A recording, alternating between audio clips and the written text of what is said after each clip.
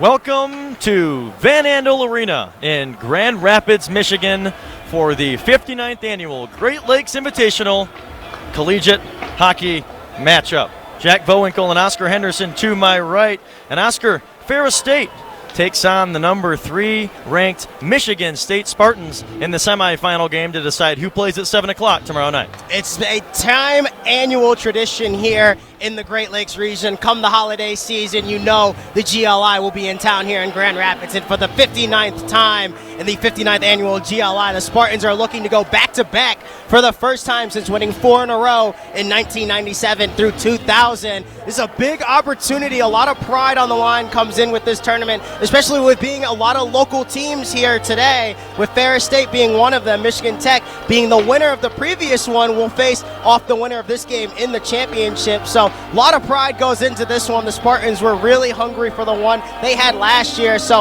you definitely got to bet they're going to be hungry for that back-to-back as well. You're absolutely right, my friend, and let's take a look at this Michigan State team who comes into this one splitting their last 2 games against arch rival Michigan, a home and home. In that first game, the Spartans lost 3-0, could not find anything offensively against that tenacious Michigan defense that is so good and has been so good this entire season. They flipped the script in Ann Arbor the next day, won 3-1. Offense looked great in the last 2 periods. They're able to figure out that sort of Michigan defense that's been so hard to figure out and honestly stop Michigan's offense from producing at the level they've been producing at. So a split against the number 1 team in the country on your last 2 games, you'll take that, and this is a nice spot for Michigan State to sort of regain some composure heading into full-time conference play. Definitely. With a big break here in the month of December that a lot of teams usually have, it's good that this team now is still getting some run in despite missing some big-time players off to the World Juniors, but they really do it really is great experience and great momentum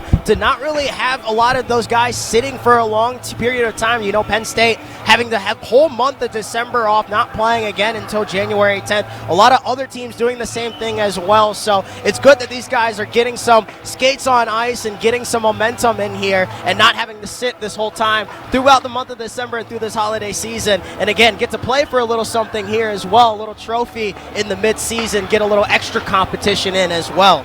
Yeah, you're absolutely right. And let's take a look at Ferris State on the other side before jumping back to the sort of individuals about Michigan State. The Bulldogs come into this one with a 4-14 record, 3-9 in CCHA play. So not the start or the season, really, that they've wanted so far. But something to note, Ferris State, of their 4 wins, 2 of them have come on the road against top 15 opponents in Minnesota, Duluth, and Western Michigan. So even though the record doesn't show the wins, they have the ability to beat teams like Michigan State, and they've shown it all season long. Yeah, they have really great high-quality wins in those 4 that you mentioned. The first one coming off that first weekend against Western Michigan, in which they held the Broncos to only 15 shots in that game. It was a really impressive defensive effort from Ferris State. That just hasn't been the same consistent story, however, for the Bulldogs. There's been a lot of turnover in this program over the last couple of years. Of course, this first season where they don't have Bob Daniels behind the bench, the head coach for the Ferris State Bulldogs since 91 to 92, had 4 tournament appearances, 1 Frozen 4 runner-up in 11 and 12, that magical Ferris State season.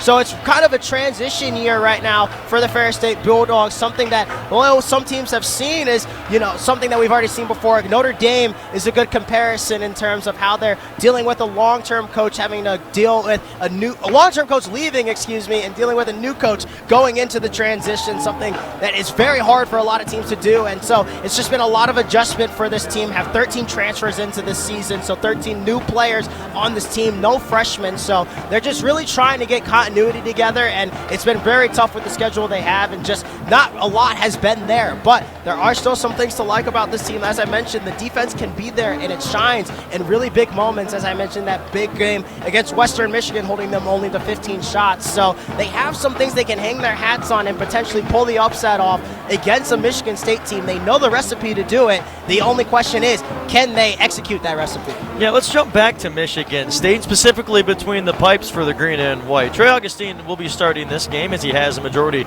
of the season, the All-Big Ten goaltender from a year ago, the Big Ten goaltender of the year from a year ago. But something that he didn't do a year ago was play in this Great Lakes Invitational. He did not play for either game for Michigan State because he was at the World Juniors, something we'll touch on later in this broadcast. But for Trey Augustine, Oscar, what is it about this experience for him where he could kind of show his talents in a sort of situation where he's never really done that before. Yeah, obviously it's not the level of competition that he's used to seeing around this time of season. Just aged out of the World Junior Championships, as you mentioned, being 21 years old now, only U20, can play in those championships. So it's good that he's still getting run. However, as we mentioned, not a lot of teams are really able to get good teams to play during this time of year. So it's good that he's, again, not sitting around for a month and not really doing much. But again, it goes to show how well Augustine is. This is his first GLI, and he, has been so well for Team USA that it hasn't really mattered that he hasn't been here for the GLI, and it's just been great that he finally gets this experience. I know a lot of players really enjoy playing here in this tournament. It's a long tradition tournament, so we'll see how Augustine does in his first one here. Going to be exciting to see how he responds to it, and if he does anything extra here to show off a little bit here for a little bit lesser opponent in Ferris State. Keeping with this Michigan State theme of the pregame show so far, somebody that will be playing against his former team today, and that's Travis Shouty. He leads Michigan State in total career games played, and he played at Ferris State from 2022 to 2025. He was their team captain a season ago. So far for Travis Shouty this season, getting the opportunity to play with his brother on the ice in the green and white. He's looked good defensively, as has his brother.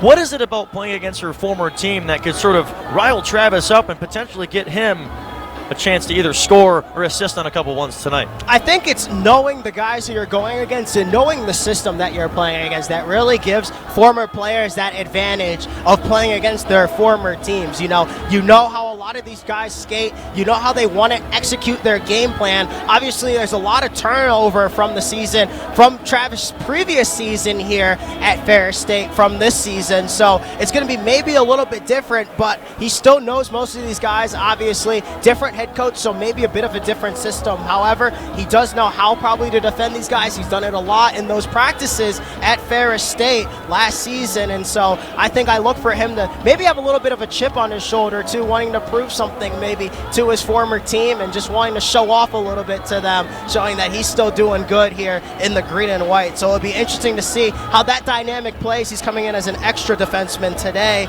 for the green and white, so it'll be interesting to see how much run he gets against this team, as you mentioned, and if he can put up anything on the points on the scoreboard in terms of points. Let's pop back over to the Ferris State side, specifically in the net for the Bulldogs. They've rotated between three goaltenders, this year. Martin Lundberg, Noah Ruprecht, and Hobie Hedquist have been the three guys that have rotated for Ferris State. Lundberg getting 12 games played, started 10 of them, and he looks to make it an 11th here as they're going to go with number 55, the sophomore from Norway. So explain to me, Oscar, how does rotating through three goaltenders benefit you and also not benefit you, because it can give the guys the rest that they need and also help you figure some things out defensively, but also it doesn't build continuity at all, and that is a big reason maybe why Ferris hasn't really gelled this year. Yeah, you like to think your goalie a little bit as your quarterback, right, for your NFL team. You want him to be that constant presence on the ice that is always there the entire 60 minutes that your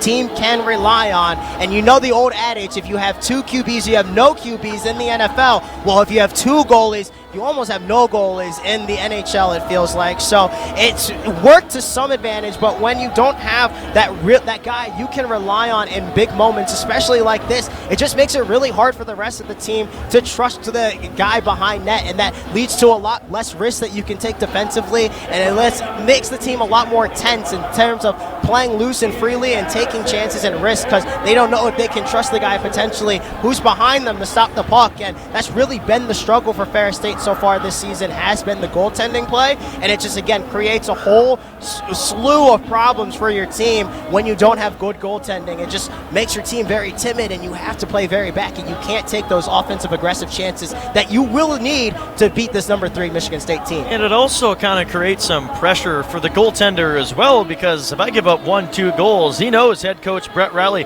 isn't afraid to make a change, and if that happens, boom, you could be out of the game just like that. So maybe it creates them to maybe lock him in a little better. But Lundberg on the season, 30 goals allowed, 240 saves, save percentage just below 89% at .889. He's 2.80 on the season. He's averaging just under 3 goals a game allowed total in the season so far, and he hasn't shut out any opponent yet. But So tonight he has an opportunity to prove himself, not only against the GLI, not only against a Big Ten opponent, but a top 5 Big Ten opponent in Michigan State. On the other side for the Spartans, as we kind of venture back towards the green and white, I mentioned they've split their last 2 games against Michigan. They sit at 5-3 in conference play. If they can win here tonight and then win tomorrow, that'll put them at 14-4 overall heading into the new year.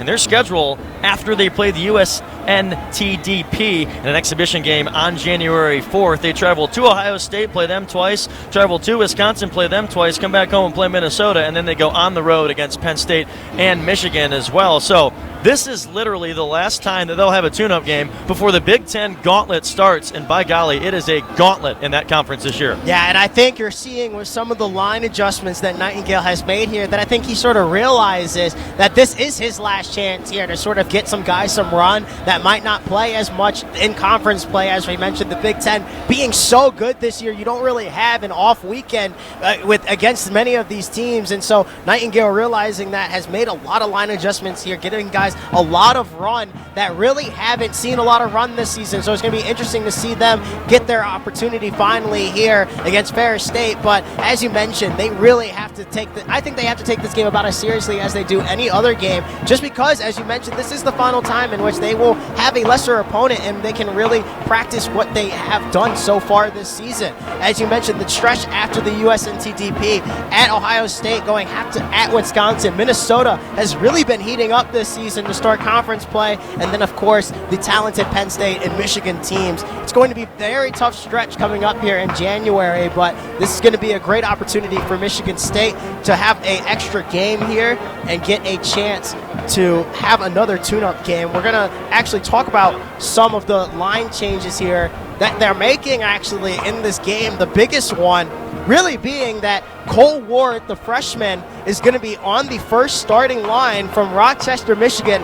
Played with the Tri-City Storm from the USHL last season. Was an extra defenseman for a lot of last series. Now playing at the forward spot with Stramel and Russell on that first line. Also have Romani moving up to the second line. O'Connell staying there. O'Connell and Lindstrom moving up as well. Manisto, Shouty, and Baker will be on the third. Again, and the fourth line, a lot of guys we haven't seen so far this season. Cole Burke, Nathan Mackey has seen a couple games, same with Griffin Jarecki, but that whole fourth line really has not seen a lot of games so far this season. So I'm interested to see how much run that line is going to get. I'm interested to see how much run Cole Ward gets in that first forward spot. It's going to be an interesting little game that Nightingale here is going to play here. I just want to get your thoughts too on what you think on these line adjustments that Nightingale has made. Yeah, it's interesting, and you can't take it with a grain of salt, as they've got 4 guys gone at the juniors, as you mentioned, Riker Lee, Porter Martone, Shane Van Sage, Eric Nilsson. Those 4 players from Michigan State are pretty much who you think of if you think of Spartan hockey. So they are gone, and they are doing their thing and killing it in the World Juniors. And so the younger guys and the guys that don't get to play get their opportunity. But I'm very interested, Oscar, as you asked me about my thoughts, how Cole Ward is going to do in this first line. Because playing with Stramel and Russell, those are playing with, he's not just getting an opportunity with 2 other guys that don't play a lot. He's getting out there with Stramel and Russell, and those 2 guys have experience in the green and white. They have experience on the ice, and they know how to play high-quality hockey. So Cole Ward in the best position possible, playing with some of the 2 best leaders on this team, Stramel being that alternate captain. But that second line is going to get the start tonight. Gavin O'Connell, Caden Lindstrom, and Anthony Romani. So those 3 will start for Michigan State. Patrick Geary and Sturback will start defensively for MSU. So I'm interested to see how they play together. I'm interested to see that fourth line, because that fourth line has changed so much. I mean, think about Gavin O'Connell. He was on the fourth line just 2 weeks ago, and now he's getting all the way up to the second line, and actually the starting line in this game. Cole Burke and Nathan Mackey, they've played all right in their appearances so far this season. Griffin Jarecki's played great. And so I'm very intrigued to see how this line goes, because those are 3 new guys playing together, not just Cole Ward going up against with 2 other guys that have played the majority of this season. So I'm fired up to see how it's going to be here. And this is just an opportunity for everybody that doesn't get a chance to play and showcase their talents. And who knows, what if Cole Ward scores like 6 goals in this game? They might keep him in the first line for the rest of the season. We shall see. But on the other side for Ferris State, sorry, Oscar, I don't mean to interrupt you. You may share a thought if you have. No, I was going to say, looking at how Cole Ward fits in that lineup. You know, he does sort of match the frame of Martone in the size and weight too. And now Martone sits at 6'3", 210. Cole Ward sitting at 6'6", 210. So he's got a couple inches on Martone actually. So sort of not exactly Martone, but sort of a Martone look-alike will be on the ice there for the first line. So I'm guessing that might have something to do with it. Want to keep the similar play style, I guess, with the on the ice with those guys. But it's definitely going to be interesting to watch. And as you said, I think that fourth line is going to be the most interesting because that has been the line that we've really seen most of the production on the offensive side of the puck, especially with Manisto and Shouty. No, those guys are going to be staying on the same line with Austin Baker. But that fourth line has really been the generative offensive line for this team. It's going to be interesting to see if that line can continue that or if it's going to instead continue to just be the third line of Manisto and Shouty who continue to generate most of the offense for this team today. Now flip back to Ferris State. Some line changes for the Bulldogs as well as Michigan State. Ferris State making a ton of line changes. We got our lines together on our papers, our prep sheets, both Oscar and I did. And we sit down and we receive the lines from the SID or whatever great employee delivers those lines to us at our seat. And we look down and it's like, oh my gosh, every single line is completely different than last game. So Oscar, take me through those Ferris State line changes and sort of how that's going to cause a disruption in continuity, among other things, for this Bulldogs team.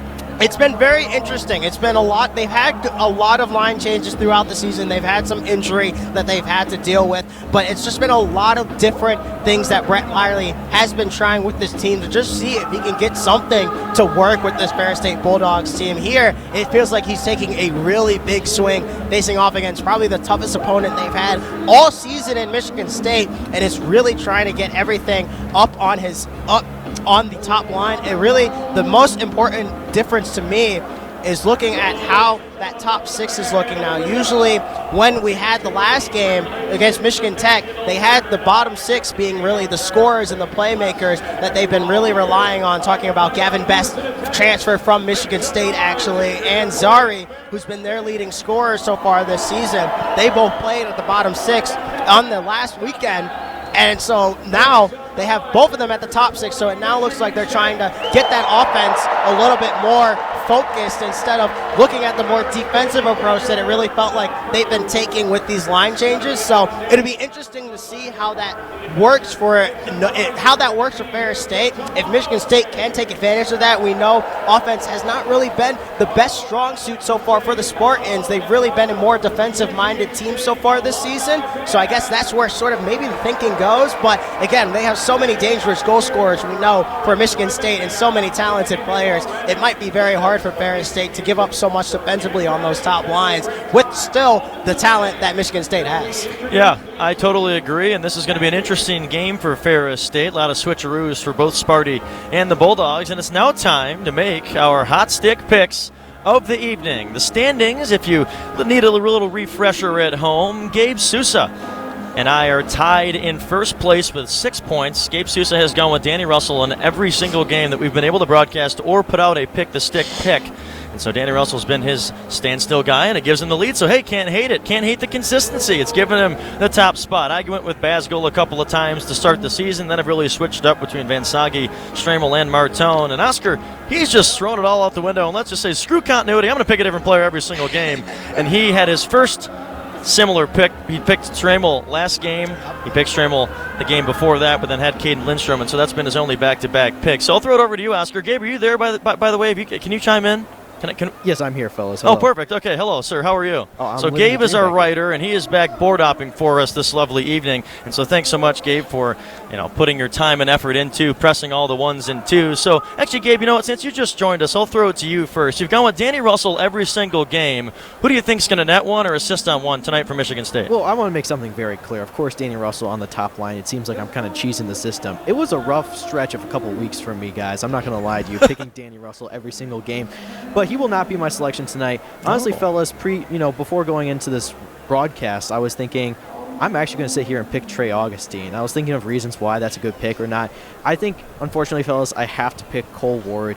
I went to high school with this guy for 4 years, all right? 4 years of my life I've known this guy, right? Stony Creek High School, shout out, Metro Detroit area in Rochester. But, yeah, I have to pick Cole Ward tonight. I was going to pick Trey Augustine. I realized I'm kind of a jerk if I don't pick my guy here. So give me Cole Ward. hopefully he gets, he's surrounded by talent, as you mentioned, Jack, on that top line. So, and he's built like Porter Martone. Maybe he'll get a tip in for me, but Cole Ward is my hot stick pick of the night.